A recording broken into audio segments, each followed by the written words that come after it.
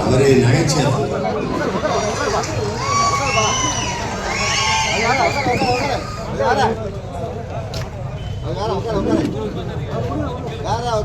என்ன சொல்றான்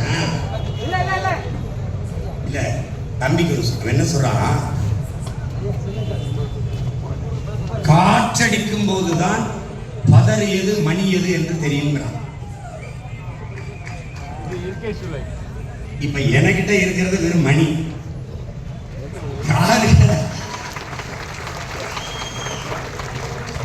நான் என்ன பேசுறேன் கையில் இருப்பாங்க. ஆனா அங்க அப்படி இல்லை, தொடக்கத்துல இருந்து கத்துதான். அவன் என்ன கத்துறா, இவர் என்ன கத்து.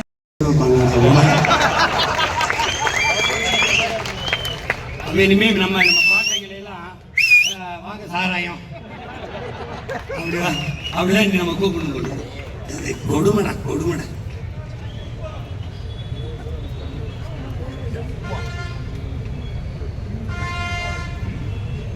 நம்முடைய தாத்தா புரட்சி பாவலர் அவர்கள்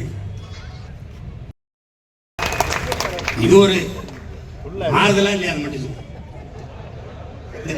நான் சொல்றது கொஞ்சம் கவனத்தில் எடுப்பா. இதெல்லாம் மாறுதல். தலைவர்கள் நினைவிடமா அங்கு போய் மரியாதை செய்வது உண்மையிலே மரியாதை. என் மண்ணுக்காக, என் இனத்திற்காக, எனக்காக நின்றவன், எனக்காக போராடி செத்தவன், அவனை அவன் விழுந்த இடத்தில் போற்றுவதுதான் மரியாதை.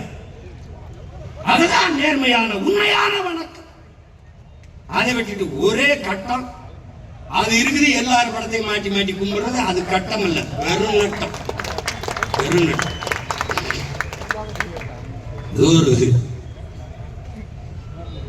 என்னவோ இன்னொரு 50 ஆண்டுகளுக்கு முன்னாடி பிறந்த அவங்க தாத்தா காலங்களை செத்துருக்கணும்.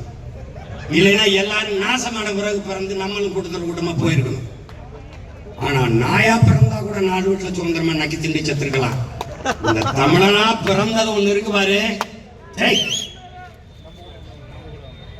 தெரியாமல அவ்வளவு பெரிய புரட்சியாளர் எங்க அண்ணன் பள்ளி பாபா சொல்றான் பாரு, நாயரா தமிழன் நாய்.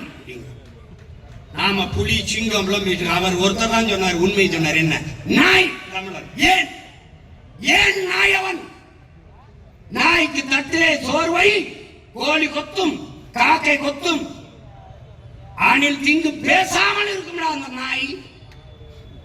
ஆனால் பக்கத்து தெருவில் இருக்கிற இன்னும் ஒரு நாய், சக நாய் வந்து தட்டிலே வாய் வைக்க வந்தால் அடித்து குதறும்டா. இதாண்டா தமிழன்.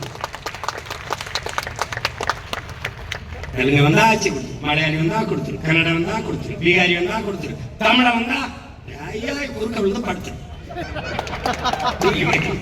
இது ஒரு கூட்டம்டா, இது ஒரு கூட்டம்.